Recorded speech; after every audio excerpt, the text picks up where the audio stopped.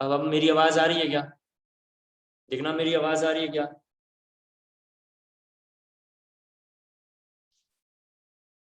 Okay, मैं समझ गया। रोज मुझे थोड़ा इस पे काम करने की जरूरत है।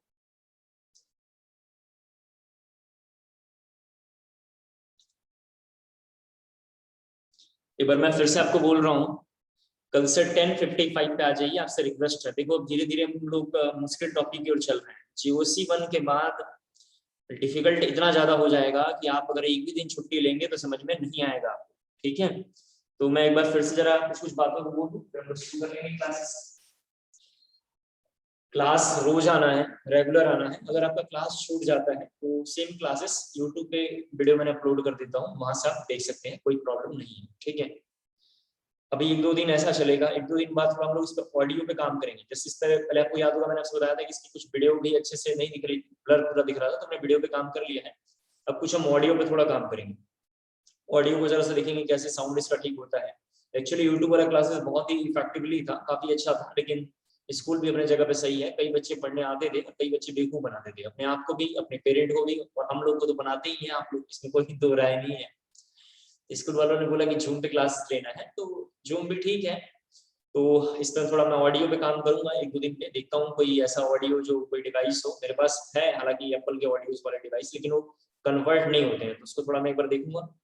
कुछ होता है तो मैं इस पे यूज करूंगा, माइक्रोफोन वगैरह कुछ हम यूज कर लें। ठीक है, तो ये दो काम है। थर्ड मैंने आपसे बताया कि 10:55 तक आप लॉग इन कर लीजिए। अभी भी देखिए 11:06 हो गया है, लेकिन अभी भी बहुत लोग आ रहे हैं। ठीक है, तो प्लीज थोड़ा एक बार आप लोग को उसमें रिक्वेस्ट करता हूँ कि आप लोग जो है टाइम से आ जाया करिए। 10:55 10:56 तक लॉग इन कर जाया करिए आप लोग। तो क्या होगा कि मैं 11 से कंटिन्यू 50 मिनट 45 मिनट कंटिन्यू इधर पढ़ा पाऊंगा। 45-50 मिनट अगर मैं पढ़ाता हूँ अच्छे से, तो मुझे भी लगेगा कि मेरा काम थोड़ा आसान हो गया है और आपका भी आसान हो गया है। इसके बाद दो तीन बातें ये एक और इम्पोर्टेंट है कि टेस्ट के लिए हमने आपको शेयर कर दिया है, लिंक वगैरह शेयर कर दिया था, और जो भी है उसको हम शेयर कर देंगे।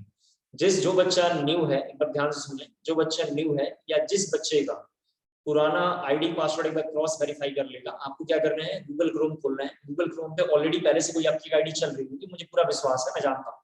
उस आईडी को एक्टिवेट जो वहां पे होगा उसको डीएक्टिवेट कर देना है, मतलब उसे लॉग आउट कर देना है। लॉग आउट करके स्कूल की आईडी वहां पे ओपन करना है। स्कूल की आईडी वहां पे ओपन करना है और टेस्ट आपको देना है। किसी बच्चे को पुराने आईडी का पासवर्ड वासवर्ड अगर भूल गया है, याद नहीं है, ठीक है, इसे कोई बात नहीं है, काफी दिन हो गया तो बच्चे खा पी के बैठ गए होंगे, तो आप मुझे मैसेज करके पर्सनली बता देना कि सर हमने अपने आईडी पासवर्ड को हजम कर लिया है, या मैं भूल गया हूँ या भूल गई हूँ, तो उसको जरा एक बार आप बता दीजिए। तो एक बार मैं जरा सा देख के आपको आईडी पासवर्ड दे दूंगा और आप इसके बाद टेस्ट कंटिन्यू दिया करेंगे। ठीक है, ये काम है। GOC1 के बाद चैप्टर काफी डिफिकल्ट हो जाएगा, तो आप सबसे बहुत ज्यादा रिक्वेस्ट है, या बढ़िया से हाथ जोड़ के विनती है, वैसे समझ कि आराम से नोट्स घर पे रिवाइज करेंगे। धीरे धीरे रिवाइज करना है। कोई टॉपिक में डाउट अगर आता है तो आप मेरे से टाइम टू टाइम कभी भी क्लास में या आफ्टर क्लास में मेरे को आप मैसेज करके बता सकते हैं, क्योंकि GOC1 के बाद एक बार आपका छूट गया ना, तो आप उसके बाद जीवन में कुछ भी कर नहीं पाएंगे। 50% का वेटेज रखता है ऑर्गेनिक, 50% समझना। बोर्ड में तो 60% क्वेश्चन आएंगे यहाँ से। 70 नंबर का क्वेश्चन ही आता है, 70 में 60% निकाल लो, वो सीधा सीधा यहाँ आ जाएगा। 70 नंबर के जो मार्क्स हैं उसमें 100 मान लो, 70 को उसमें 60 निकाल दोगे तो यही चला गया ऑर्गेनिक ही। तो टेंशन की बात ये। दूसरा, कल एक बच्चे ने, मेरे को नाम थोड़ा याद नहीं, शायद अभिनंदन है या नंदन है, कौन है, सर्कुलर उसने बताया था CBSE की वेबसाइट्स पे वो आ गए हैं, मतलब सिलेबस आ गया है, अपडेटेड सिलेबस आ गया है, तो आप सिलेबस को लेकर परेशान ना हो। मैंने फर्स्ट बुक इसलिए नहीं पढ़ाया था, दो रीजन है। एक तो पहले बहुत आसान बुक है, फर्स्ट बुक बहुत ईजी है, और दूसरा बड़ा रीजन ये है कि इसमें बहुत सारा सिलेबस रिड्यूस होता है हर साल। पिछले साल भी सॉलिड स्टेट को रखा था, उसके पिछले साल नहीं था, और इस साल हमने जो जो चैप्टर पढ़ाए थे, जैसे मेटालर्जी हमने वहां पढ़ाया था, मेटालर्जी को उसने हटा लिया। जैसे D&F में पूरा है ब्लॉक को हटा दिया था, तो हम थोड़ा वेट कर रहे थे कि रिड्यूस सिलेबस कर देगा, उसके बाद उसको हम पढ़ाएंगे। तो पहले हम सेकंड बुक पे कंटिन्यू काम करेंगे। जब एक बार हमारा रिएक्शन के आसपास में टॉपिक चला जाएगा, उसको हम होल्ड पे करके फर्स्ट बुक में दो चैप्टर करेंगे, कॉम्प्लेक्स एंड D&F। कॉम्प्लेक्स और D&F एक बार हम कंप्लीट कर लेंगे, तब जब उधर दो चैप्टर हमारे कंप्लीट हो जाएंगे, फिर हम ऑर्गेनिक में आगे कंटिन्यू करेंगे। और मैंने आपको बताया है कि जैसे जैसे आगे बढ़ेगा कोर्स उतना डिफिकल्ट होता जाएगा, तो आप डिफिकल्ट को लेके परेशान ना हो। मैं बार बार आपसे रिक्वेस्ट कर रहा हूँ, वीडियो में इसलिए बोल रहा हूँ क्योंकि आप अच्छे से समझ जाए। हर दिन नया टॉपिक आएगा, हर दिन डिफिकल्ट होगा, तो आप इसे अपने जहन में डाल लें कि सर ये वाला बन नहीं पा रहा है, ये मुश्किल है, हमसे नहीं हो पाएगा, ये सब फालतू बातें हैं, आप ही कर पाएंगे, मुझे पूरा विश्वास है। तो धीरे धीरे नोट्स को रिकॉल करना है। मैं भी आपकी जगह पे था तो शायद ऐसे ही पढ़ता था जैसा आप पढ़ते हैं। इसके बाद हमने एक दो बच्चों से बोला है जो बच्चे न्यू एडमिशन है या जो बच्चे क्लासरूम में नोट्स बनाते ही नहीं थे, कसम खा ली माँ कसम कुछ भी हो जाए नोट्स नहीं बनाऊंगा, उन बच्चों के लिए मैंने बगल में या जो भी साइड में लड़के लड़कियां पढ़ते हैं अपने जो 12th AMB में है अपने साथ के, मैंने उनको बोला कि वो PDF उसका बना के मुझे शेयर करेंगे, मैं ग्रुप में शेयर कर दूंगा। तो जैसे हमने नोमेनक्लेचर का 1 सेकंड मांगा था, आपको मैं शेयर कर दूंगा, उसे देख लेना। इसी तरीके से आइसोमरिज्म को याद मुझे भेज देगा, मैं ग्रुप में शेयर कर दूंगा, उसे आप देख लेना। फर्दर जैसे जैसे आगे बढ़ेगा उसके बारे में हम बातचीत करेंगे, ठीक है। अब जब अपने टॉपिक पर आते हैं, पिछले क्लास में हमने GI के बारे में बात किया था, और GI C double bond C हमने पढ़ लिया है, C डबल बॉन्ड N हमने पढ़ लिया है, N डबल बॉन्ड N हमने पढ़ लिया है, क्यूमुलेंस हमने देख लिया। क्यूमुलेंस के बाद हमने रिंग के 2 केसेस देखे हैं, इनसाइड द डबल बॉन्ड और डबल बॉन्ड नहीं हो तो ऐसा sp3 मेंबर रिंग, और इनसाइड द डबल बॉन्ड यानी sp2 मेंबर रिंग। ये हमने सारी बातें देख लिया था, और इसके साथ साथ हमने स्टोजेनिक सेंटर के सारे एग्जांपल अच्छे से देख लिया था। उम्मीद करता हूं आपको समझ में आ गया। अगर यहाँ तक पूरी बात आपको समझ में आ गया हो, जरा जल्दी से पहले यस मैसेज ड्रॉप करेंगे, और कोई डाउट है तो जरा ग्रुप में जल्दी से शेयर करेंगे, ठीक है। जब प्लीज यहाँ तक अगर आपको समझ में आ गया हो, जरा जल्दी से यस मैसेज ड्रॉप करेंगे, और कोई डाउट अगर आपका है क्लासरूम लेक्चर नोट्स में कोई डाउट है तो ग्रुप में जरा उसे शेयर करेंगे, ठीक है। जरा जल्दी करेंगे प्लीज, एक बार क्या होगा मुझे आइडिया मिल जाएगा कि आपका कहाँ चल रहा है स्टेटस, फिर हम थोड़ा 2-3 क्वेश्चन करेंगे। जल्दी करेंगे प्लीज। और एक और बात मैं आपको बता दूं, अभी मैसेज आया है हमारे एकेडमिक डिपार्टमेंट से, मतलब क्या नाम है उनका, रम्मानी जी ने मैसेज किया है कि अगर बच्चे का अटेंडेंस नहीं है तो on the basis of attendance ऐसा लिखा हुआ है आपको प्रैक्टिकल मार्क्स इस बार मिलेंगे। शायद आपको प्रैक्टिकल मार्क्स इस बार बहुत कम आए होंगे, आप जानते हैं। तो अभी मैसेज वो भी आया हुआ, हमने जस्ट अभी देखा है, लिखा हुआ इसमें, जरा मैं पढ़ के आपको बता देता हूँ। Please do not absent for any of the online classes, these classes would be taken into consideration when internal marks awarded in practicals. Kindly request in बातों को थोड़ा ध्यान रखेंगे। अब पता नहीं क्या सच्चाई है, लेकिन जो उन्होंने बोला हमने आपको फॉरवर्ड कर दिया, ठीक है। कोई बच्चा जो गूगल क्लासरूम पे लिंक नहीं है, मुझे काइंडली रिक्वेस्ट आपसे इवनिंग तक या शाम तक आज बता देना, मुझे कुछ ना कुछ करके ऐड कर देंगे, ठीक है। मैंने वैसे लिस्ट निकाला है, केवल 2 बच्चे ऐसे हैं जो क्लास 12 बी में, और 3 बच्चे ऐसे हैं जो 12 ए में, ठीक है। हमें 12 ए से कोई लेना देना नहीं है, बस 12 बी के बारे में अपन लोग बातचीत करेंगे। तो थोड़ा 2 दिन पहले क्वेश्चन करते हैं, ठीक है, और उसके बाद हम लोग GIS कंप्लीट कर लेंगे। तो जरा देखें, पहले हेडिंग हमारा कैलकुलेशन ऑफ GI। सभी बच्चे जरा बोर्ड पे देखेंगे, कैलकुलेशन ऑफ GI पर थोड़ा करेंगे। इधर सबको जरा देखना है। मैं पहले वैसे क्वेश्चन बताऊंगा जिसमें फॉर्मूला लगता है, फिर हम ऐसे क्वेश्चन करेंगे जिसमें कोई फॉर्मूला नहीं लगता है, कॉमन सेंस लगेगा, और फिर उसके हिसाब से सॉल्व करेंगे। मैं एक बार फिर से बोल रहा हूँ, GI अगर हम GRB आर्यन कोई बुक खरीद लेंगे, दिनेश प्रदीप तो फालतू कभी नहीं खरीदना चाहिए। और अगर हम GRB आर्यन खरीद लेते हैं और उस बुक्स को हम पढ़ते हैं, उसमें फॉर्मूला वगैरह लिखा होगा, उस फॉर्मूले को अगर हम रट्टा मार लेते हैं तो हमसे क्वेश्चन तो बनेगा, हमसे क्वेश्चन तो बनने वाला है, ऑफ कोर्स हाँ बनेगा, लेकिन इसके अलावा कोई विदाउट फॉर्मूले वाला अगर क्वेश्चन आता है तो हम सॉल्व उसे नहीं कर पाएंगे। तो चलो इसको लेके हम देखते हैं। सभी बच्चे जरा बोर्ड पे देखें, यहाँ पर लिखा हुआ है CH3 CH double bond CH CH, यहाँ पे लिखा हुआ है CH3। कैलकुलेशन ऑफ GI है, प्लीज यहाँ देखना, एक बहुत इंपॉर्टेंट लाइन है। अगर क्वेश्चन में ये लाइन पूछ रहा है, कैलकुलेशन ऑफ GI पूछ रहा है, क्वेश्चन में पूछ रहा है find the number of GI या how many GI are possible वगैरह वगैरह, ऐसे क्वेश्चन अगर आते हैं, या number of possibility of isomer, ऐसा कुछ क्वेश्चन आता है, तो सर एक ही क्वेश्चन है, क्या है, कैलकुलेशन ऑफ GI। अगर कहीं ऐसा क्वेश्चन आता है, प्लीज यहाँ देखिए, अगर कहीं ऐसा क्वेश्चन लिखा है कैलकुलेशन ऑफ स्टीरियो आइसोमर, ये दोनों वर्ड देखने में एक जैसे हैं, फॉर्मूला एक है, लेकिन दोनों की लाइनें अलग अलग हैं। ये प्रीवियस जेईई मेंस में क्वेश्चन आ रखा है, इसके अलावा ये नीट में भी आया हुआ है। जैसे अगर क्वेश्चन पूछता है कैलकुलेशन ऑफ GI, तो इसमें एक फॉर्मूला जनरेट आ रहा है, एक फॉर्मूला ऐसा लगा हुआ है, और इसमें भी एक फॉर्मूला ऐसा। आपको कोई फॉर्मूला याद नहीं करना है, मैं जरा कंपेयर करके दिखा रहा हूं ताकि आपको समझ में आए कहां क्या प्रॉब्लम है।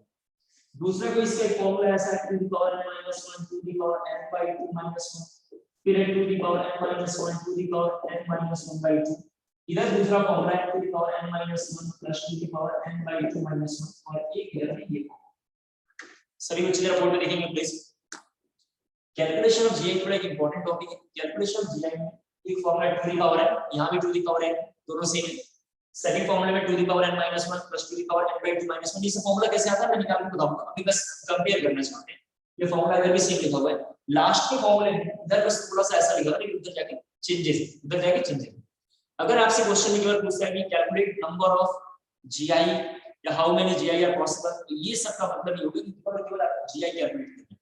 लेकिन क्वेश्चन में ऐसा आ गया मान लीजिए जैसे क्वेश्चन दिया हुआ है स्टीरियो आइसोमर आ गया, बोला calculate total number of stereo isomer, या क्वेश्चन है calculate total number of stereo isomer की जगह पर लिखा हुआ है कैलकुलेशन ऑफ स्टीरियो आइसोमर। ऐसा अगर क्वेश्चन आता है स्टीरियो आइसोमर का मतलब आपको ध्यान रखना है, इसका मतलब होता है GI प्लस O, इसका मतलब है GI plus Y। Stereo isomer का मतलब दोनों कंबाइन है, और ज्योमेट्रिकल आइसोमरिज्म का मतलब है बस और बस GI। तो क्वेश्चन आता है GI कैलकुलेट करें, केवल उनके पास हम GI कैलकुलेट करेंगे, और स्टीरियो आइसोमर जब आएगा तो हम GI प्लस Y कैलकुलेट करेंगे। पहली बात। दूसरी इंपॉर्टेंट बात, GI जब भी हम कैलकुलेट करते हैं तो हमने अब तक की क्लासरूम में कई बार पढ़ते पढ़ते देख लिया है, केवल रिंग और डबल बॉन्ड हम बात करेंगे। किस पे बात करेंगे? रिंग और डबल बॉन्ड। हमें बार बार रिंग चाहिए, डबल बॉन्ड चाहिए, रिंग चाहिए, डबल बॉन्ड चाहिए बस। लेकिन जब हम स्टीरियो आइसोमर पढ़ेंगे तो रिंग और डबल बॉन्ड तो चाहिए क्योंकि वहां पे GI लिखा हुआ है प्लस Y लिखा हुआ है, तो Y वो मॉलिक्यूल शो करेगा जो कायरल है। एक बार फिर से बोल रहा हूं, अगर कोई मॉलिक्यूल स्टीरियो आइसोमर में शो कर रहा है इसका मतलब GI प्लस Y, या हम अदर वर्ड में बोले तो रिंग डबल बॉन्ड और वहां पे कायरल।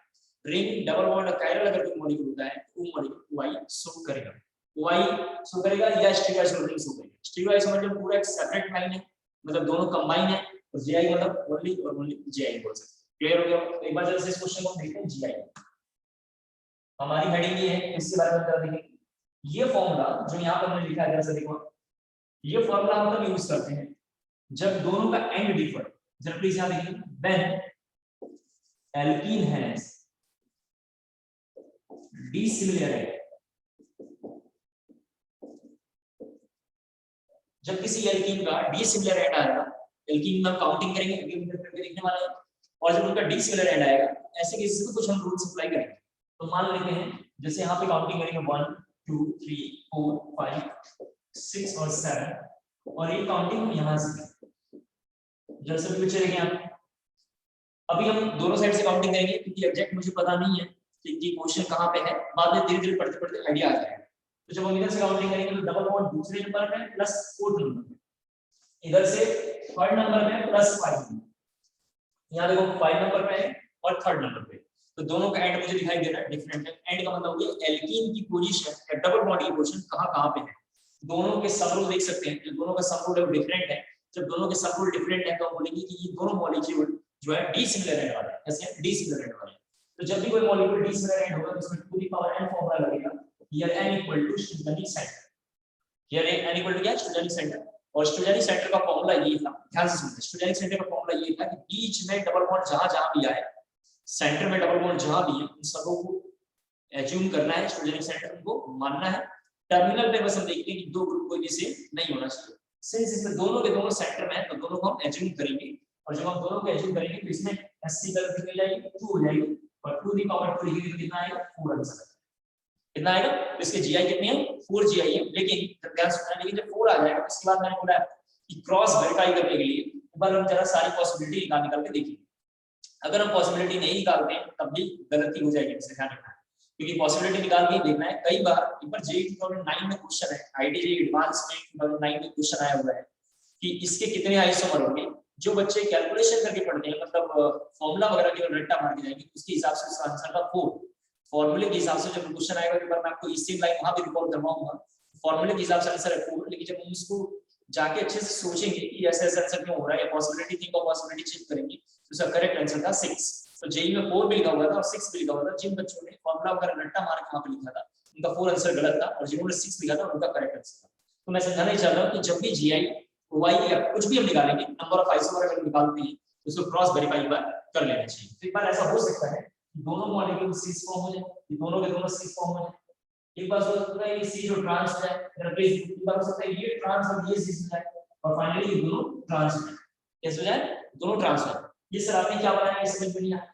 इसको अगर हम समझना चाहते हैं, जरा यहाँ देखो, अगर इसको हम बनाना चाहें, सभी बच्चे बोर्ड लिखें, तो एक कार्बन यहाँ पे है, 1 2 इधर दिखाई दे रहा है, 2 के बाद जरा देखो इधर, इस तरीके हम लिख लेते हैं, 2 पे डबल बॉन्ड यहाँ देखो, फिर 3 इस तरीके से बना हुआ, 3 में इस तरीके से बनाएंगे, इस तरीके से हमने 3 में कार्बन लिया, फिर कंटिन्यू इस तरीके से हमने जल्द से देखा, और फिर से इसको देखेंगे हम सिस फॉर्मेट बनाएंगे। सिस फॉर्मेट बनाने के लिए इस तरीके से बनाएंगे। यहाँ जरा प्लीज सब नीचे ध्यान से देखिए, ये क्या बना हुआ है, ये जो पहला केस है C और C वाला, वो ऐसा फिगर बनेगा। कैसे पता चला?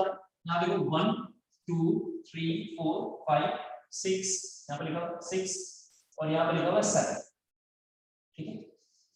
पहली कंडीशन में लिखा हुआ कि दोनों के दोनों सीस फॉर्म होना चाहिए। सीस फॉर्मेट का मतलब ये होता है कि कोई भी दो टर्म सीस सेट है, यहाँ पर हमने सीस फॉर्म लिखा है, तो यही हो सकता है सीस सीस सीस ट्रांस ट्रांस सीस, दोनों ट्रांस, और कोई पॉसिबिलिटी नहीं है। तो अगर हम ये पॉसिबिलिटी एज्यूम करें फर्स्ट वाला, तो सीस का मतलब ये है कोई भी दो एटम, आप जानते हैं कोई भी दो एटम ये वाला या हाइड्रोजन अपने तो सीस फॉर्म है। इस डायरेक्शन में इसको अगर हाइड कर दें 4 के बाद मतलब सारी वैल्यू को अगर हाइड कर दें तो ये फॉर्मेट सीस फॉर्मेट, आप देख सकते हैं ये फॉर्मेट कैसा है, सीस फॉर्मेट।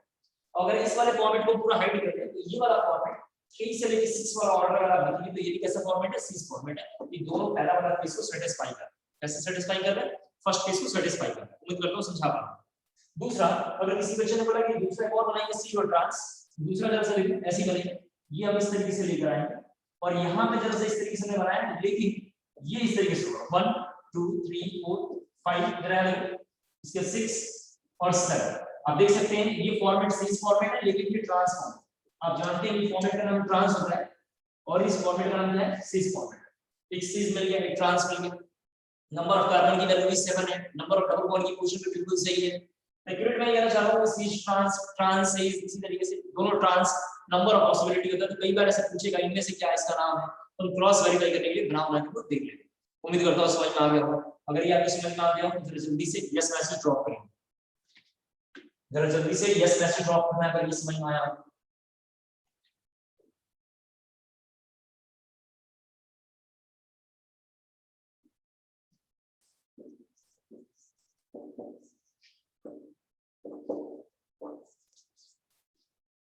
ठीक है, जब मैं बोला करूं मैसेज ड्रॉप करना कर दिया करें, एक आसान छोटा सा ये कर दिया करें हमारे ऊपर, ठीक है, क्योंकि एग्जैक्ट मुझे भी पता रहेगा कि क्या चल रहा है।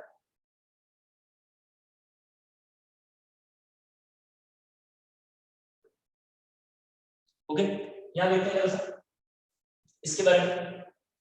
पहले क्या करेंगे, दोनों की काउंटिंग करेंगे दोनों साइड्स। अगर मैंने ऐसे काउंटिंग करी 1 2 3 4 5 और 6, तो यहाँ से डबल बॉन्ड 2 + 4 नंबर पे है, और इधर से हम काउंटिंग करेंगे, इधर से काउंटिंग करेंगे हम 2 + 4 नंबर पे, दोनों ओर से कितने पोजीशन पे 2 4 पे। सर आप किसको काउंटिंग कर रहे हैं, डबल बॉन्ड की पोजीशन को देख रहे हैं, डबल बॉन्ड की पोजीशन इधर से भी 2 4 पे इधर से भी 2 4 पे।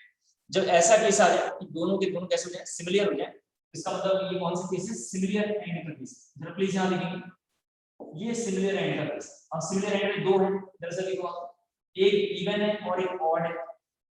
ये इवन ऑड क्या करें इसको समझते हैं एक बार। सिमिलर एंड मैंने समझा दिया, इवन ऑड जरा से देखो क्या। हम क्या करेंगे, इसका स्टोजेनिक सेंटर निकालेंगे। स्टोजेनिक सेंटर का सीधा सीधा लाइन लिखना कि बीच में डबल बॉन्ड आएगा तो अपनी मर्जी से मानना है कि है, वहां पे क्या स्टोजेनिक सेंटर है। टर्मिनल पोजीशन पे बस हमें ध्यान रखना है कि टर्मिनल पोजीशन पे दो एटम कोई डिफरेंट होगा तो है, और दोनों के दोनों ग्रुप सेम आ जाएंगे, दोनों ए या बी हो जाए तो नहीं। हम समझ गए इतनी बातें। तो इसका मतलब ये होगा बीच वाले हैं दोनों, और दोनों होंगे स्टोजेनिक सेंटर कितना हो, 2। अगर एससी की वैल्यू 2 आ जाए, अगर स्टोजेनिक सेंटर की वैल्यू 2 आ जाए या एन की वैल्यू हमारी 2 आ जाए, तो ऐसे वाले केस को पढ़ेंगे इवन वाला। कौन सा केस है, इवन वाला। तो इसका मतलब ये कौन सा केस यहां पे अप्लाई हो रहा है, जरा देखो, सिमिलर प्लस कौन सा केस है, similar and plus even, plus कौन सा है, इवन। अगर थोड़ा ध्यान से सुनना, अगर किसी बच्चे ने यहाँ पे 3 स्टोजेनिक सेंटर अगर आइडेंटिफाई किया होता, अगर मान लीजिए केसेस कोई क्वेश्चन होता है इसमें 3 स्टोजेनिक सेंटर अगर आ जाए, और ऐसे क्वेश्चन में 3 स्टोजेनिक सेंटर है, अगर स्टोजेनिक सेंटर आइडेंटिफाई करता है तो 3 दिखाई देगा, तो बोलेंगे सिमिलर प्लस ऑड वाला फॉर्मूला लगेगा। अभी कौन सा लगेगा, सिमिलर प्लस इवन वाला लगेगा। और सिमिलर प्लस इवन का फॉर्मूला है 2 की पावर n - 1 2 की पावर n/2 -1, ये फॉर्मूला है। तो हम यहां पर रखेंगे 2 की पावर 2 - 1 2 की पावर 2/2 - 1 2 की पावर 1 2 की पावर 0, दैट इज 3। 2 की पावर 1 कितना होगा, 2 2 की पावर 0 दैट इज 1, तो 2 + 1 हम कितना लेंगे, 3। इस मॉलिक्यूल का टोटल 3 जो होगा GI पॉसिबल, कितना होगा, 3 GI पॉसिबल। उम्मीद करता हूं क्लियर हो गया होगा। जरा रफ करता हूं, इसे समझ पाऊंगे आप। नेक्स्ट से देखिए थोड़ी सी फिजिकल प्रॉपर्टी, काफी इंपॉर्टेंट है।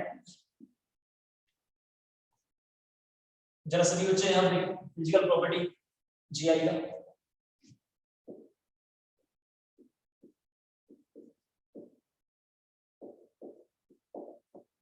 फिजिकल प्रॉपर्टी ऑफ GI, इसमें पहला हेडिंग है hydrogenation,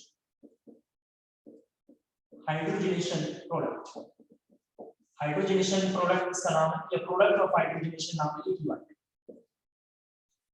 product of hydrogenation, hydrogenation product, ये जो टॉपिक हम पढ़ रहे हैं, ठीक, ये जो क्वेश्चन मैं अभी हमारे दोनों क्वेश्चन प्रीवियस यही आ चुका है।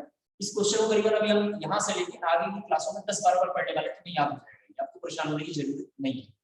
आपको तो पता है कि इस चीज को हम जो इस तरीके से रहता है और एक कॉन्सेप्ट का नाम है ट्रांस। जैसे ही इसका हाइड्रोजनेशन कराएंगे, जैसे ही इसका हाइड्रोजनेशन कराएंगे तो आपको याद होगा निकल एक सब्सटेंस रखते हैं। क्लास 11 में हाइड्रोजन चैप्टर में हमने पढ़ा है निकल, प्लैटिनम या पैलेडियम, इनमें से कोई लेंगे और इसको हिट करेंगे 300 डिग्री सेल्सियस पे। क्लास 11 के हाइड्रोजन चैप्टर में हमने पढ़ लिया है निकल, प्लैटिनम, पैलेडियम, इनमें से कुछ भी लेते हैं जो आपको अच्छा लगता है, इनमें से कुछ भी ले लो और इसको हिट करेंगे 300 डिग्री सेल्सियस पे, तो ये मॉलिक्यूल में हाइड्रोजनेशन होगा। और इस पूरे प्रोसेस का नाम होता है एडजॉर्प्शन।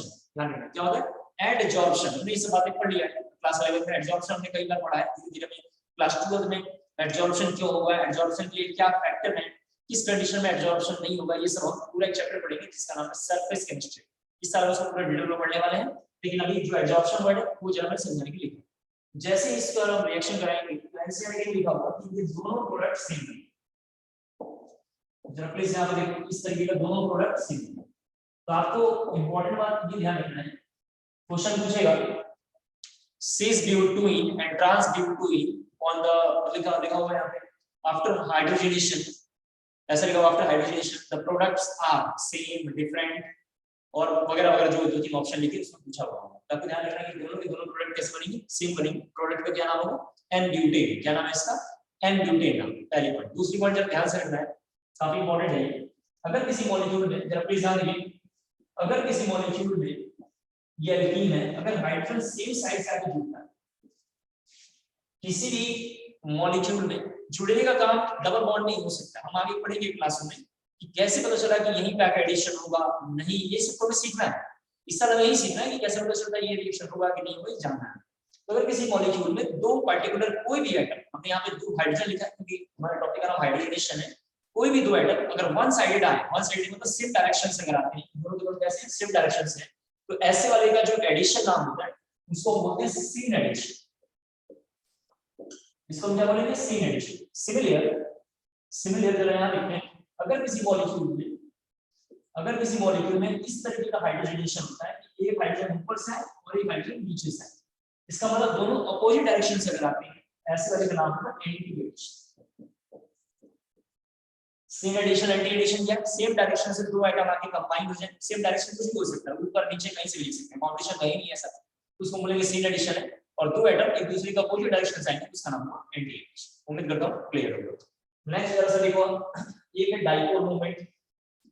हालांकि हमने डाइपोल मोमेंट पूरा डिटेल में क्लास 11 के केमिकल बॉन्डिंग की क्लास में कर ली है। यहां पे जरा डाइपोल मोमेंट देखने वाले एक बार क्या है, दूसरा है डाइपोल मोमेंट जिसको हम सिंबल रखते हैं न्यू, इस तरीके से लिखा हुआ है।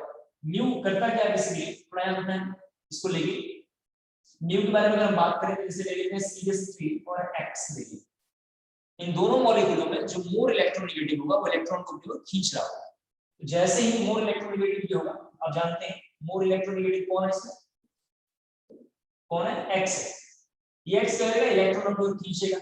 जब इलेक्ट्रॉन माइग्रेट करेगा तो इसको ऐसे दिखाते हैं, इस पूरे लाइन का मतलब है इलेक्ट्रॉन इधर को शिफ्ट कर रहा है। कई बार बुक्स में इसको ऐसे भी बनाया हुआ होता है, कई बार बुक्स में ऐसे बनाया होता है, इसका मतलब है कि ये इलेक्ट्रॉन की शुरू में पोजीशन यहाँ थी, ये स्विच करके आगे चला गया, मतलब खिसक के आगे चला गया। आप तो जानते हैं कि कोई बॉन्ड 100% कोवेलेंट नहीं है, कोई बॉन्ड 100% आयनिक नहीं है, तो टोटल माइग्रेट होके तो जाएगा नहीं। हम मान लेते हैं कि ये मॉलिक्यूल यहाँ से आगे शिफ्ट कर गया। अब जैसे ही शिफ्ट करेगा तो इसके ऊपर एक चार्ज आएगा जो इनिशियली चार्ज है, इसका नाम है पार्शियली नेगेटिव, और एक यहाँ पे भी चार्ज होगा जिसका नाम है पार्शियली पॉजिटिव। सिंस इस मूवमेंट पे या इस टाइमिंग में दो चार्ज क्रिएट हो रहे हैं, इसीलिए इसका बुक्स में नाम लिखा हुआ डाइपोल। डाइपोल मतलब दो चार्ज जिस मूवमेंट पे क्रिएट होगा उसका नाम लिखा हुआ डाइपोल मूवमेंट। डाइपोल मूवमेंट जो होगा हमने पढ़ रखा है पिछले क्लास में, Q पे डिपेंड करता है और D पे डिपेंड करता है। इस पे डिपेंड करता है, Q पे डिपेंड करता है और D पे। Q का मतलब है चार्ज और D का मतलब है डिस्टेंस। D का मतलब है INA, इंटरन्यूक्लियर एक्सिस से डिस्टेंस, ठीक है। IND इसमें हमने इंट्रोड्यूस किया हुआ केमिकल बॉन्डिंग में, इंटरन्यूक्लियर डिस्टेंस। IND इसका नाम होगा। चार्ज हम लोग इलेक्ट्रॉन का लेते हैं, इसके अलग-अलग पैरामीटर हैं, कूलम है, इस तरीके से बहुत सारे नाम हैं, SU है, हम जानते हैं अच्छे से।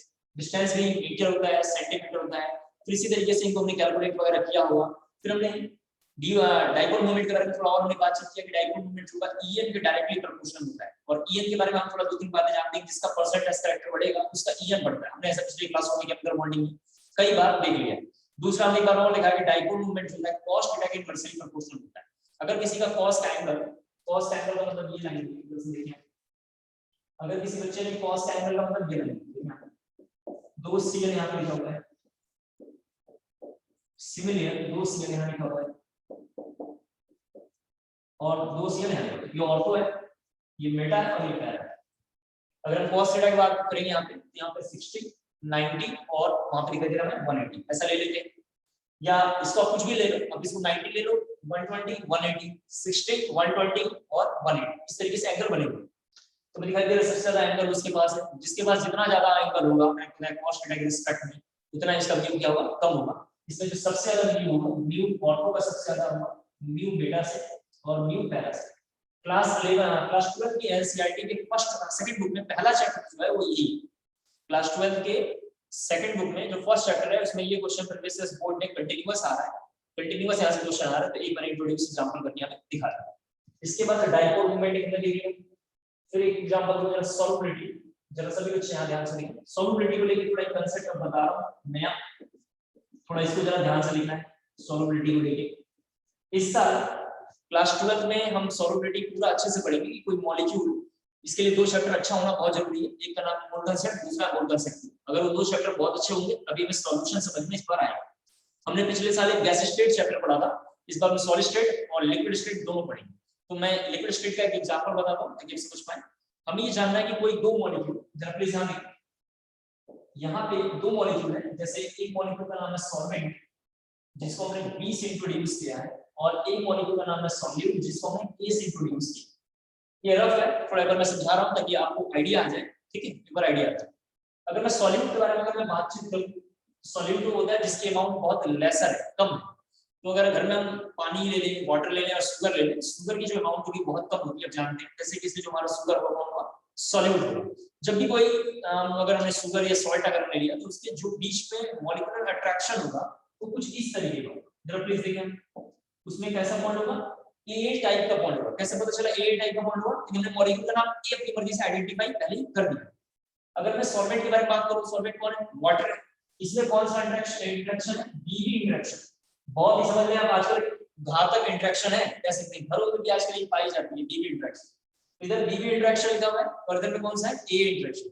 जब ये दोनों पास आएंगे तो आपको तो पता है कि जब दोनों पास आएंगे तो एक दूसरे को इंटरेक्ट करेंगे, और जब एक दूसरे को इंटरेक्ट करेंगे तो हो सकता है कि इनका बॉन्ड ऐसा बन जाए बीबी, हो सकता है इनका बॉन्ड ऐसा बन जाए बीए, इस तरीके का बन जाए।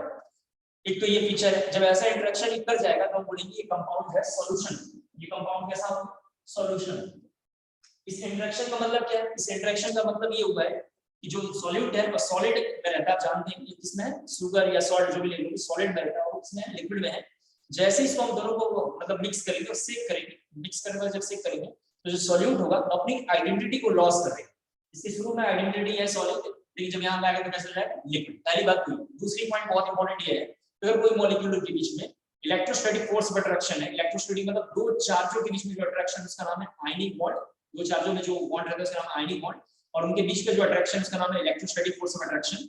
और हमने पढ़ रखा है पिछली क्लास में केमिकल बॉन्डिंग में, पोलर ही पोलर को डिसॉल्व अपने में कर सकता है, लाइक डिसॉल्व लाइक का कांसेप्ट है। तो कोई मॉलिक्यूल के बीच में अगर चार्ज है, जैसे यहाँ पे अगर हमने कोई NaCl ले लिया, आप जानते हैं NaCl अगर हम लेंगे तो ये माइनस है, ये प्लस है, जरा देखिए। और अगर हम शुगर लेंगे तो हमने यहाँ पे C12 लिख दिया, H22 लिख दिया, O लेवल लिख दिया, और इसमें जब वाटर डालेंगे तो हमें पता है कि वाटर ये है, और इसमें जब वाटर डालेंगे तो हमें पता है कि वाटर ये। तो मैं कहना चाह रहा हूँ ये वाला इजीली डिसॉल्व होगा, लेकिन ये इसके कंपेयर में थोड़ा धीरे डिसॉल्व।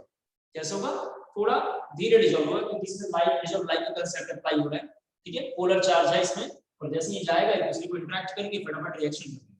और इसके कंपेयर में थोड़ा मतलब सॉल्ट के कंपेयर में जो बेसिकली इसमें थोड़ा डिसॉल्व जो होगा कम होगा। तो बेसिकली ये दो बातें ये थी जो कभी क्वेश्चन में नहीं आएगा, क्योंकि यहाँ से आने वाला नहीं है। सॉल्युबिलिटी से क्या क्वेश्चन आएगा, जरा सुन लें। सॉल्युबिलिटी किसकी हाई होगी, ऐसा दो तीन क्वेश्चन लिखेगा, पूछेगा इनमें से किसकी सॉल्युबिलिटी हाई है। जिसका डाइपोल मोमेंट हाई होगा, ध्यान रखना है, उसकी सॉल्युबिलिटी हाई है। जिस मॉलिक्यूल का डाइपोल मोमेंट हाई होगा उसकी सॉल्युबिलिटी हाई होगी। इसका मतलब ये कांसेप्ट हमें यहाँ समझ में आ रहा है, जरा प्लीज लिखिए कि म्यू के डायरेक्टली प्रोपोर्शनल सॉल्युबिलिटी। इसके बाद एक टॉपिक है जिसका नाम है बॉइलिंग पॉइंट, थोड़ा यहाँ देखिए, बॉइलिंग पॉइंट जिसका नाम है बीपी। एक टॉपिक नाम है BP, boiling point. Boiling point आप जानते हैं, बॉइलिंग पॉइंट होने के लिए सबसे पहला फीचर उसका नाम है लंडन फोर्स। क्या नाम है उसका? London force. हमने क्लास 11 के केमिकल बॉन्डिंग नाम के चैप्टर में इसको इंट्रोड्यूस किया है। केमिकल बॉन्डिंग इसको हमने किया है और इसका नाम है लंडन फोर्स, जिसका नाम है van der Waals force of attraction. एक ही बात है, लंडन फोर्स कह लो, ये आपको ये कह लो, ये हमने इसमें दो तीन टॉपिक किया होगा, डाइपोल डाइपोल इंटरेक्शन, उसका डाइपोल इंड्यूस अट्रैक्शन ऐसे करके हमने लिखा होगा। फिर हमने वहां पे लिखा है जिस मॉलिक्यूल का मॉलिक्यूलर मास जितना ज्यादा हाई होगा, जिस मॉलिक्यूल का मॉलिक्यूलर मास जितना ज्यादा हाई होगा उसका फिजिकल स्टेट भी उतना हाई होगा। फिजिकल स्टेट मतलब अगर मैं एग्जांपल यहां पे क्लोरीन, क्लोरीन, ब्रोमीन और आयोडीन, तो एनसीआईटी में लिखा हुआ ये सॉलिड में होता है, ये लिक्विड में है और ये दोनों गैस में है, ये दोनों होंगे गैस में। तो जब हम ऊपर से नीचे आ रहे हैं इस एग्जांपल में, तो मुझे पता चल रहा है कि यहाँ से आते आते यहाँ पे और इससे नीचे जब कंटिन्यू बढ़ रहा है तो मोलर मास नीचे क्यों बढ़ रहा है? जितना ज्यादा मोलर मास बढ़ेगा फिजिकल स्टेट उतना ज्यादा चेंज होगा। इसका मतलब मोलर मास बढ़ेगा तो वैक्सी सॉलिड होगा, मोलर मास थोड़ा कम होगा तो लिक्विड होगा, मोलर मास बहुत ही कम होगा तो गैसियस फेज में होगा। एक तो बात ये कंसेप्ट है, फिजिकल स्टेट बदलता है। दूसरा क्या है, जिसका मोलर मास बढ़ता है उसका बॉइलिंग पॉइंट भी चेंज होता है। जरा ध्यान से सुनना, मोलर मास बढ़ता है तो बॉइलिंग पॉइंट भी चेंज होता है। तो यहाँ पर बॉइलिंग पॉइंट का कंसेप्ट लगाएंगे। लेकिन और ध्यान सुनना, लेकिन किसी मॉलिक्यूल का अगर कहीं ऐसा आ जाए, किसी मॉलिक्यूल में अगर क्वेश्चन कहीं ऐसा आ जाए, कैसा, इस मॉलिक्यूल का नाम ब्यूटेन है, आप जानते हैं, और ये एक मॉलिक्यूल है, दोनों का फॉर्मूला जो है ये है, ऊपर वाले का नाम ब्यूटेन है और नीचे वाले का नाम है 2-मिथाइल प्रोपेन। ऊपर वाले का नाम ब्यूटेन है और नीचे वाले का क्या नाम लिखा है? 2-मिथाइल प्रोपेन। दोनों कंपाउंड के मॉलिक्यूलर फॉर्मूला सेम है। जब मॉलिक्यूलर फॉर्मूला सेम होगा तो उनका मोलर मास भी कैसा होगा? सेम होगा। ऑफ कोर्स कार्बन की वैल्यू 4 है तो 12 into 4 और हाइड्रोजन की 10 into 1, समझ गए? 48 + 10 कितना होगा? 58। ऊपर वाले का भी मास 58 है, नीचे वाले का भी मास कितना है? 58 है। तो हमने ऐसा वहां पे van der Waals force of attraction chemical bonding में नोट्स में लिख रखा है कि किसी मॉलिक्यूल का जब हम आइसोमर देखते हैं तो आइसोमर के केसेस में दोनों कंपाउंड का मॉलिक्यूलर मास सेम होगा और ऐसे केस में जिसकी ब्रांचिंग बढ़ेगी उसकी बॉइलिंग पॉइंट कम होगी। फिर से बार सुन लें, जिसकी ब्रांचिंग बढ़ेगी उसका जो होगा बॉइलिंग पॉइंट कम होगा, with one exception neopentane. With one exception neopentane. One exception मतलब सर क्या कहना चाहते हैं? मैं ये कहना चाह रहा हूं कि इसमें बॉइलिंग पॉइंट फर्स्ट की ज्यादा है, लेकिन इस वाले एग्जांपल में, इस वाले एग्जांपल में बॉइलिंग पॉइंट सबसे थर्ड का होगा, देन 1 का और देन 2 का। इस वाले एग्जांपल में बॉइलिंग पॉइंट थर्ड का बहुत ज्यादा होगा, देन 1 का देन 2 का। थर्ड वाले का इसलिए ऐसा ऑर्डर हुआ है, बुक्स में लिखा हुआ ड्यू टू सिलिंड्रिकल फॉर्म, लेकिन हमने थोड़ा सा याद रख लिया है। आपको मैंने अभी बताया कि नियोपेंटेन इसका नाम है, नियोपेंटेन इसका क्या है? एक्सेप्शन। क्लियर हो गया होगा? इसके अंदर एक अगला पॉइंट है एमपी। एमपी का मतलब है मेल्टिंग पॉइंट। एनसीईआरटी में लिखा होगा या हमारे कोर्स में हमने अपने नोट्स बुक में भी लिख रखा है या किसी ऑथर की बुक्स वगैरह देखो इसमें लिखा होगा melting point is more for trans isomer. Trans isomer का मेल्टिंग पॉइंट बहुत ज्यादा हाई होगा। ध्यान से सुनिए क्यों होगा, उसके पीछे का रीजन बस इतना है, उस मॉलिक्यूल में सीसीपी एडजस्ट करेगा। सीसीपी का नाम है क्यूबिकल क्लोज पैकिंग। अभी हम जानते नहीं क्यूबिकल क्लोज पैकिंग क्या होता है, जब मैं पढ़ाऊंगा तो ये लाइन आपको दोबारा वहां पे बोलूंगा। उसका नाम है CCP. Due to CCP molecule की मेल्टिंग पॉइंट हाई होगी और जिस मॉलिक्यूल का मेल्टिंग पॉइंट हाई होगा उसकी स्टेबिलिटी ज्यादा होगी। इसका मतलब ट्रांस आइसोमर सीस के कंपेयर में ज्यादा स्टेबल। ट्रांस आइसोमर सीस के कंपेयर में ज्यादा स्टेबल। क्वेश्चन कैसा आएगा जरा ध्यान सुनो आप। आपसे पहले लिटरेचर में लिखा हुआ मिलेगा, मतलब फॉर्मूला नहीं लिखा हुआ मिलेगा, पूछेगा इसमें किसकी बॉइलिंग पॉइंट हाई है, किसकी सॉल्युबिलिटी कम है, किसकी, इसके बाद ऐसे क्वेश्चन दो तीन मिलेंगे आपको। किसका डाइपोल मोमेंट हाई है, कौन सा इनमें ज्यादा स्टेबल है, ट्रांस 2 इन ऐसे करके नाम मिलता है और सीस 2 इन वगैरह वगैरह करके मिलता है, इनमें कौन सा ज्यादा स्टेबल है ऐसा मिलेगा। एक क्वेश्चन तो ये। दूसरा क्वेश्चन कैसा मिलेगा, बहुत सारे रिएक्शन लिखे होंगे, मान लीजिए इधर लिखा हुआ सीस फॉर्मेट, इधर लिखा हुआ ट्रांस फॉर्मेट और इधर लिखा हुआ melting point, boiling point, solubility, stability लिखा होगा और बोलेगा इनमें से कौन सा सेट करेक्ट है, इनमें से कौन सा सेट करेक्ट है। जो सेट करेक्ट होगा उसको टिक करेंगे और जो करेक्ट नहीं होगा वो गलत है। आप समझ पा रहे हैं, उसे हम छोड़ देंगे। अगर इतनी बातें समझ में आ गया हो जरा ओके मैसेज जल्दी से ड्रॉप करें। यहां तक पूरी बात समझ में आ गया हो जरा ओके मैसेज जल्दी से ड्रॉप करना।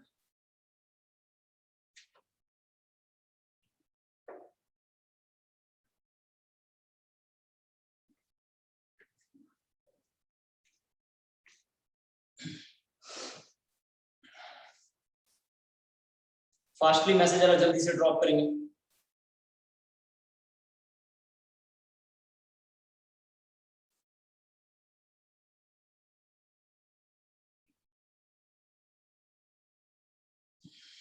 हो गया? नेक्स्ट सेशन देखते हैं। एक टॉपिक का नाम है ईचेट, जरा इसको लेकर थोड़ा देखते हैं जरा। एक टॉपिक का नाम है EZ। EZ क्या होता है, जब इसको देखते हैं, इसकी कुछ रूल्स हैं उसको देखते हैं, फिर मैं 4-5 क्वेश्चन करूंगा और आपसे जो डाउट पूछूंगा आप बताओगे, मैं क्लियर कर दूंगा, ठीक है, खत्म हो जाएगा। मान लेते हैं कि अगर कोई मॉलिक्यूल, जरा सभी उस बोर्ड में देखिए, अगर इस तरीके का बना हुआ है तो इसका नाम सीज है, इस तरीके का बना हुआ है तो इसका नाम ट्रांस है। कोई ऐसा बना हुआ है तो सीज और ट्रांस पढ़ लेते हैं। कोई मॉलिक्यूल आप जानते हैं, सभी बच्चे बोर्ड पे देखिए, और ऐसा लिखा हुआ है तो इसका नाम सीन है, जरा देखिए,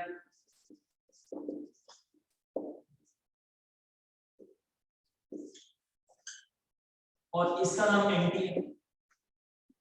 सीन एंटी क्या होता है, पिछले क्लास में देख लिया, सीन एंटी के हमने पढ़ लिया, सी ट्रांस पढ़ लिया। अब इंपॉर्टेंट ये है कि कई क्वेश्चन ऐसा आ रहा है, थोड़ा यहां देखिए, एक FCl Br और I, ना ये सीस फॉर्म है, ना ये ट्रांस फॉर्म है, ना ये सीन है, ना एंटी।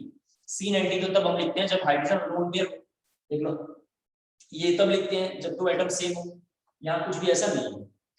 तो इनका नाम लिखने के लिए हम मेथड यूज करते हैं, इसका नाम है EZ। EZ का मतलब E का मतलब इनाइट जेम है, ठीक है, ENYT ZEM लिखा हुआ है, इनाइट जेम। और Z का मतलब है जूसामीन, ठीक है, ZESS, ठीक है, जूसा, और M जूसा में S डबल S का लिखना AME जूसामीन ऐसा नाम। Z का मतलब आपको ध्यान रखना है सेम साइड होता है, और मतलब जो है E का मतलब होता है अपोजिट साइड। E का मतलब क्या है, अपोजिट साइड। मुझे अगर याद नहीं रहता तो मैं ऐसे याद रखूंगा कि वोवेल में 5 लेटर है AEIOU, तो उसी में E भी है, वोवेल में भी कौन है, E है, और अपोजिट डायरेक्शन वो भी उसी में छिपा हुआ है, वो भी कैसे छिपा हुआ है, उसी में छिपा हुआ है। इसके लिए कुछ रूल्स हैं, जैसे पहला रूल अगर लिखा हुआ है इसमें कुछ रूल है जिसका नाम कई बुक्स में अलग अलग नाम है, जैसे एक बुक नाम होगा सीनियरिटी ऑर्डर, एक बुक में नाम होगा priority order, preference order, sequence order, ऐसे बहुत सारे इसके नाम हैं। लेकिन हमें ये नाम याद रखना है जिसका नाम है CIP। ये नाम थोड़ा अक्सर इसको याद रखना है, सीक्वेंस, प्रायोरिटी, प्रेफरेंस, सीनियरिटी, ये सब एक ही रूल है, लेकिन सबके लिए हम ये नाम याद रखेंगे CIP। CIP 3 साइंटिस्ट के नाम पे पड़ा हुआ है, कैन, इनगोल्ड, प्रीलॉग। ये 3 साइंटिस्ट हैं जो आगे चल के नोबेल प्राइजेस हैं, लेकिन तीनों का नहीं ये सब याद रखना, तीनों के नाम याद रखना है। प्रीवियस में पूछा था कि इनको CIP ऑर्डर के हिसाब से अरेंज करें, ऐसा क्वेश्चन आया था। तो CIP ऑर्डर मैं भी बताऊंगा, धीरे धीरे आपको क्लियर होता है। कैन, इनगोल्ड, प्रीलॉग, 3 साइंटिस्टों ने मिलकर रूल्स कुछ बना दिए, 5 रूल्स हैं, उसके हिसाब से इसका हम नाम लिखते हैं। पहला रूल इन्होंने ये लिखा है कि किसी मॉलिक्यूल का एटॉमिक नंबर हाई होगा तो वो मॉलिक्यूल सीनियर। अब ये सीनियर जूनियर क्या है, जरा से उसको देखते हैं कैसे करेंगे। हम क्या करेंगे, किसी एक कार्बन को पकड़ लेंगे, जैसे हमने ये ले लिया, ये ले लिया, जो अच्छा लगता है उसे ले लो। अगर हम इस कार्बन को हम एज्यूम करते हैं तो इस कार्बन के इस डायरेक्शन में जो दो एटम है उनको हम कंपेयर करें। पहले इन दो एटम को कंपेयर इधर करेंगे और दो एटम को इधर कंपेयर करेंगे। पूरा लेफ्ट को एक डायरेक्शन में कंपेयर करना है और राइट को एक डायरेक्शन में कंपेयर करना है। जब इधर मैं लेकर आऊंगा दोनों एटम डिफरेंट है, तो ये रूल यहाँ पे मैं अप्लाई करके देखूंगा। सिंस इसमें क्लोरीन का एटॉमिक नंबर हाई है इसलिए सीनियर ये होगा, और जो सीनियर होगा उसके नीचे 1 लिख लेना है। फिर से बोल रहा हूँ, सीनियरिटी ऑर्डर है कुछ या CIP रूल है, जिसमें पहला रूल है एटॉमिक नंबर ज्यादा होगा सीनियर होगा। तो जो भी सीनियर आपको दिखाई दे, पहला रूल से दिखाई दे ये सीनियर, तो सीनियर के नीचे 1 लिखेंगे, जो जूनियर उसको छोड़ देंगे वो फालतू। जूनियर के नीचे कुछ भी लिखने की जरूरत आपको नहीं है। दूसरा, इधर आएंगे, इधर ये सीनियर है, इधर ये सीनियर है। जब दो सीनियर सेम डायरेक्शन होंगे तो बोलेंगे Z, और जब दो सीनियर अपोजिट डायरेक्शन होंगे तो हम बोलेंगे मतलब E। तो अगर जैसे इसका देखेंगे क्या लिखेंगे यहाँ Z। नेक्स्ट कमिंग एग्जांपल यहाँ पे I लिखा हुआ है, यहाँ पे Br लिखा हुआ है, यहाँ पे F और यहाँ पे C लिखा हुआ है। इस बार ये सीनियरिटी ऑर्डर में 1 ही है और इस बार इधर 1 ही है, तो लिखेंगे E। कैसा लिखेंगे E। फर्स्ट ये रूल है। सेकंड रूल ये है कि किसी मॉलिक्यूल के पास आइसोटॉप्स अगर आता है, आइसोटॉप्स आता है तो जो हैवियर आइसोटॉप्स होगा, जो भी हैवियर आइसोटॉप्स होगा उसको सीनियर लेना है।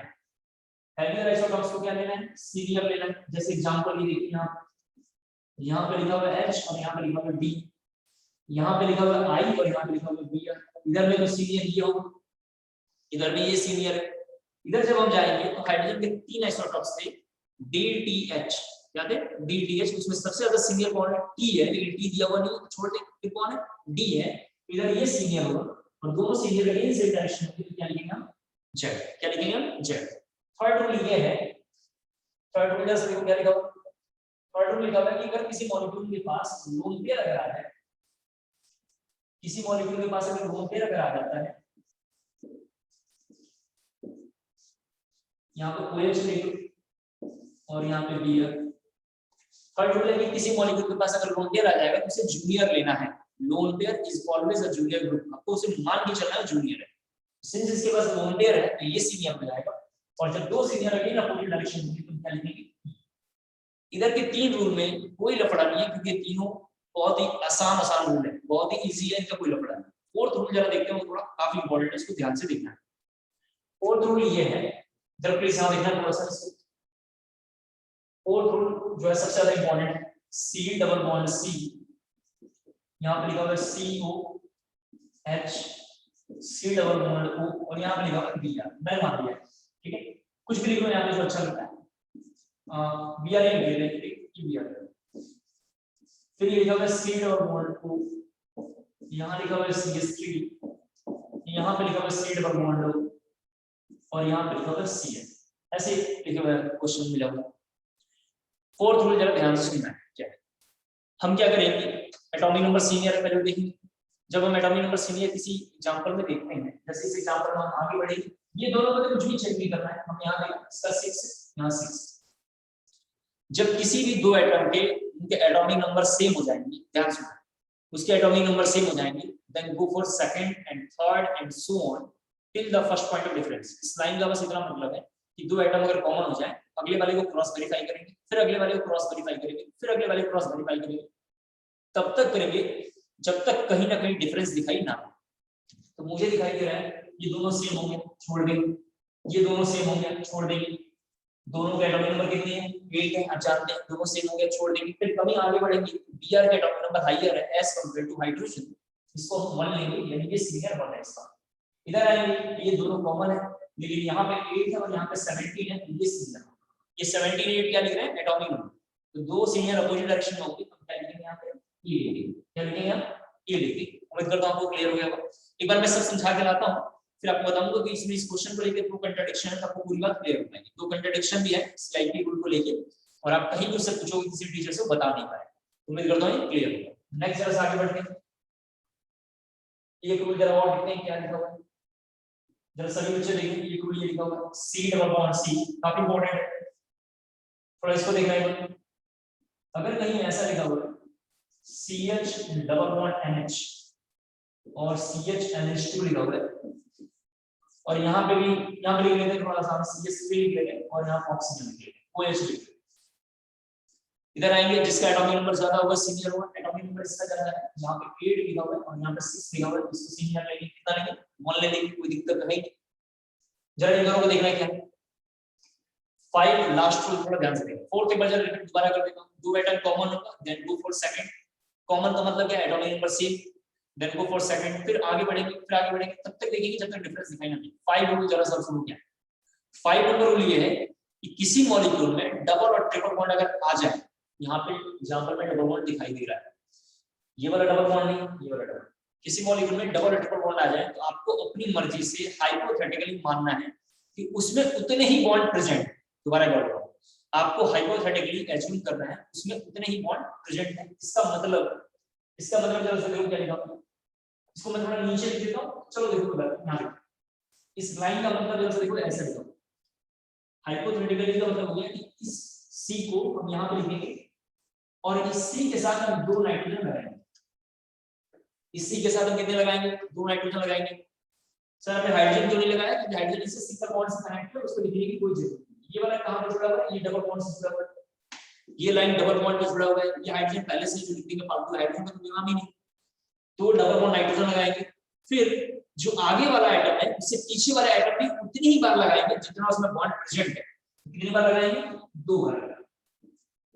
एक बार मैं दोबारा जरा इस प्रूफ को बोलता हूं क्योंकि इसमें बड़ा कंट्रडिक्शन होता है। किसी मॉलिक्यूल में डबल और ट्रिपल बॉन्ड अगर आ जाए तो उसे हाइपोथेटिकली कंसीडर करना है। इस लाइन का बस इतना मतलब है कि किसी मॉलिक्यूल में डबल बॉन्ड अगर है तो उसे, जिस एटमों के बीच में डबल बॉन्ड है, जिस पर्टिकुलर दो एटम के बीच में डबल बॉन्ड है, तो आगे वाले एटम को उससे पीछे वाले एटम से उतनी ही बार लिखेंगे, कितनी बार लिखेंगे, 2 बार लिखेंगे। फिर आगे वाले एटम को फिर उतनी ही बार पीछे वाले एटम के साथ लिख दिया हमने। जैसे किसी बच्चे ने अगर C ट्रिपल बॉन्ड अगर N लिख दिया तो C के साथ हम 3 नाइट्रोजन यहाँ लगाएंगे, देखिए, और इस नाइट्रोजन के साथ हम 3 कार्बन लगाएंगे, क्या करेंगे, 3 कार्बन लगाएंगे। क्लियर हो गया। अब जरा इससे इसका हम कंपेयर करेंगे, दोनों में कार्बन है, बिल्कुल सही है। इधर में 2 हाइड्रोजन है, लेकिन इधर में एक हाइड्रोजन और एक नाइट्रोजन। इस कार्बन की पास और इस कार्बन से हम कंपेयर करेंगे, दोनों में 2 कार्बन है, बिल्कुल कॉमन, दोनों में हाइड्रोजन है कॉमन, लेकिन नीचे वाले में अभी भी एक हाइड्रोजन है, लेकिन ऊपर वाले में नाइट्रोजन है। अगर आप नीचे वाले ले लो, आप ऊपर वाला ले लो, जो अच्छा लगता है ले लो, कोई प्रॉब्लम नहीं है, लेकिन दोनों में है। तो ऐसे केस में सीनियरिटी ऑर्डर के हिसाब से ये ज्यादा सही होगा, और ऐसे केस में मिलेगी दोनों सेम डायरेक्शन में मिलेगी जेड। अगर आपको मैं सीआईपी के सारे रूल समझा पाया हूं तो जल्दी से ओके मैसेज ड्रॉप करना। सीआईपी के अगर मैं सारे रूल आपको समझा पाया हूं तो जल्दी से जरा ओके मैसेज ड्रॉप करें। आपसे रिक्वेस्ट है हाथ जोड़ के कि सीआईपी रूल याद कर लेना है, ठीक है, उसके बगैर काम नहीं चलेगा। मेरे को शकल ऐसा इसलिए बनाना पड़ता है कि पहले मैं समझता था बहुत अच्छे बच्चे हैं, अच्छे से पढ़ाना है, अच्छा सिलेक्शन लेना है इसमें से, लेकिन आप में से 2-4 अच्छे बच्चे ऐसे हैं कि छोटी सी बात को बड़ा सा इशू बनाते हैं, और उनकी तो इज्जत है ही नहीं, कुछ दूसरे का भी इज्जत खराब करते हैं। ठीक है, करते हैं आगे, रफ कर रहे हैं। सीआईपी के क्वेश्चन जरा से देखो, हमने बहुत सारे क्वेश्चन लिखे हैं, मैं इसमें से 4-5 क्वेश्चन आपको करके बताऊंगा जो मुझे लगता है बहुत बहुत ज्यादा इंपॉर्टेंट। ठीक है, अब देखिए पहला क्वेश्चन, सभी बच्चे बोर्ड में जरा देखिए। फर्स्ट क्वेश्चन ये मुझे लगता है बहुत इंपॉर्टेंट है, जिसमें ये लिखा हुआ है CH3H और ये लिखा हुआ है CH3H, काफी इंपॉर्टेंट है।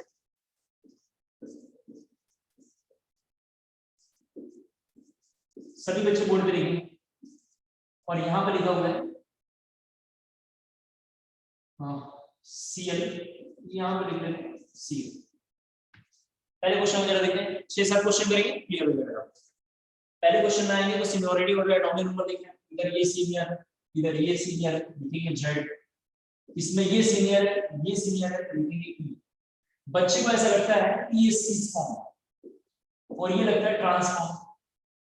बच्चे ऐसा मानते हैं कि ट्रांस का मतलब कैसा होता है अपोजिट, सिस का मतलब कैसा होता है ट्रांस, सॉरी सिस का मतलब कैसा हमारा सेम डायरेक्शन, और जेड का मतलब कैसा है सेम डायरेक्शन, ट्रांस का मतलब अपोजिट डायरेक्शन, और ई का मतलब भी कैसा है अपोजिट। तो हमारे मन में ऐसा आ जाता है ट्रांस और ई एक ही है, और जेड और सिस कैसा है एक ही। बिल्कुल सही है, सही चल रहा है उसके दिमाग में कंसेप्ट, लेकिन इस क्वेश्चन में आके गलत हो रहा है। जब इस मॉलिक्यूल को हम देखेंगे तो मॉलिक्यूल सिस फॉर्म में तो लिखा हुआ है कि सीनियरिटी ऑर्डर में ये सीनियर है और सीनियरिटी ऑर्डर में ये सीनियर है, तो इसको लिखेंगे ई। इसको क्या लिखेंगे ई। इसका मतलब ये हो गया cis and trans oblique E and Z are not related to each other. Cis और ट्रांस और ई और जेड एक दूसरे के बराबर नहीं है, समझ पा रहे हैं। नेक्स्ट क्वेश्चन जरा देखते हैं, थोड़ा काफी इंपॉर्टेंट है, सबसे ज्यादा इंपॉर्टेंट थोड़ा एग्जांपल यहां देखते हैं जरा इसको लेके क्या इसमें लफड़ा है। अगर कहीं ऐसा लिखा हुआ है, सभी बच्चे बोर्ड में जरा देखेंगे, ये थोड़ा बहुत इंपॉर्टेंट एग्जांपल, इसको थोड़ा मैं ऐसे बना देता हूं, ठीक है। इन दोनों में सीनियरिटी देखेंगे तो यहाँ कार्बन कॉमन है, यहाँ भी कार्बन कॉमन है, जरा देखिए दोनों के टर्मिनल पोजीशन पे कार्बन कॉमन है, देन गो फॉर सेकंड, यहाँ ऑक्सीजन, यहाँ oxygen, then go for third, यहाँ ऑक्सीजन, लेकिन यहाँ कार्बन। सीनियरिटी ऑर्डर ये सीनियर होगा, हम लिखेंगे 1। देखो फिर से कह रहा हूं, दोनों में कार्बन यहाँ और यहाँ कॉमन है, कार्बन को मैं यहाँ लिख देता हूं, यहाँ भी कार्बन जैसा कॉमन है, then go for second, second में दोनों में ऑक्सीजन है, थर्ड में दोनों में एक में कार्बन है एक में ऑक्सीजन है, और ऑक्सीजन का एटॉमिक नंबर ज्यादा है तो सीनियर। इधर अगर किसी बच्चे ने एक रूल है जिसको भी शॉर्टकट हम लगा के देखेंगे, अगर उसको नहीं पढ़ा तो बच्चे को लगेगा ये सीनियर है। अब बच्चे को तो छोड़ो, किसी टीचर से भी पूछ के देखना यार, उसको पता ही नहीं था, वो ये भी सीनियर लिख देगा, ठीक है, ये भी सीनियर लिख देगा, लेकिन आप जानते हैं ये सीनियर है। अब कैसे पता चलेगा, हम क्या करेंगे, इस डबल बॉन्ड एस बना देंगे, हमने डबल बॉन्ड एस बना दिया, और इस रिंग को ऊपर और इस रिंग को नीचे ओपन करेंगे। जब देखते हैं इस रिंग ओपन करेंगे तो कार्बन यहाँ लिखा हुआ है, देन ऑक्सीजन, फिर carbon oxygen, carbon oxygen, 2 carbon फिर ऑक्सीजन यहाँ लिखा हुआ है। नीचे आएंगे क्या लिखा है, कार्बन फिर ऑक्सीजन, कार्बन कार्बन कार्बन फिर oxygen, carbon oxygen, carbon carbon carbon फिर ऑक्सीजन लिखा हुआ है। First atom common, then go for second, third and so on. यहाँ लिखा गया 6 और यहाँ लिखा गया 8, इसलिए ये सीनियर होगा, और दोनों सीनियर सेम साइड होगा, कैलकुलेट साइड। ये थोड़ा काफी इंपॉर्टेंट है, तो इसको हम ठीक कर लेंगे। उम्मीद करता हूँ आपको समझ में आ गया होगा। आज की क्लास की सारी इंपॉर्टेंट टॉपिक था, मैंने आपको बता दिया है, घर पे इनको जरा से अच्छे से पढ़ते रहेंगे। कमिंग क्लास में जब ये टॉपिक हम लोग, अभी ईजेड के मैं 3-4 क्वेश्चन और बताऊंगा, ईजेड का ये इंपॉर्टेंट क्वेश्चन था, काफी इंपॉर्टेंट है, एक क्वेश्चन ये बहुत इंपॉर्टेंट था, ये और 4 क्वेश्चन करने हैं जो सबसे ज्यादा इंपॉर्टेंट है, मतलब उनको याद ही रखना है फिर एक बार मैं हर चैप्टर में आपको मैंने बताया ये इंपॉर्टेंट है, उसी तरीके से इसमें भी हम देख लेंगे क्या क्या इंपॉर्टेंट है। अब फिर कंट्राडिक्शन 2 रूल्स को लेके है, और दोनों रूल भी मैं आपको डिफाइन करूंगा, और आप कहीं भी पढ़ के देखना, किसी से भी पूछोगे उसमें कंट्राडिक्शन है, मतलब वो लोग बता नहीं पाएंगे और आंसर उससे गलत है। तो उम्मीद करता हूँ आप समझ पा रहे होंगे। तो आज के लिए इतना बहुत है, कमिंग क्लास में हम देखेंगे 1-2 क्लासों में मुझे लगता है ऑप्टिकल, और 1-2 क्लासों में हम कॉन्फर्मेशन कंप्लीट कर लेंगे, फिर हमारा GOC1 आ जाएगा। रिएक्शन जब आएंगे टॉपिक तो मैं एक बार आपका नोटबुक का सारा स्क्रीनशॉट मंगवाऊंगा, आप दिखाना। मुझे लगता है कि पर्याप्त मात्रा में सब कुछ नॉलेज अगर आपका चल रहा है तो फिर मैं रिएक्शन पढ़ाऊंगा। अगर आपकी ज्यादा अच्छा नॉलेज मुझे फील हो रहा है, बहुत अच्छा पढ़ते हैं, तो मैं पूरा डिटेल में आपको रिएक्शन पढ़ाऊंगा। अदरवाइज कम क्वेश्चन हम करेंगे। पिछले साल हमने बहुत ज्यादा क्वेश्चन करा था क्योंकि अच्छा पढ़ रहे थे। इस बार आपको हम पहले देखेंगे कि आपका वेटेज कैसा है, अगर अच्छा रहेगा तो थोड़ा हम और ज्यादा क्वेश्चन करेंगे। ठीक है, आज के लिए फिलहाल इतना बहुत है। Thank you so much.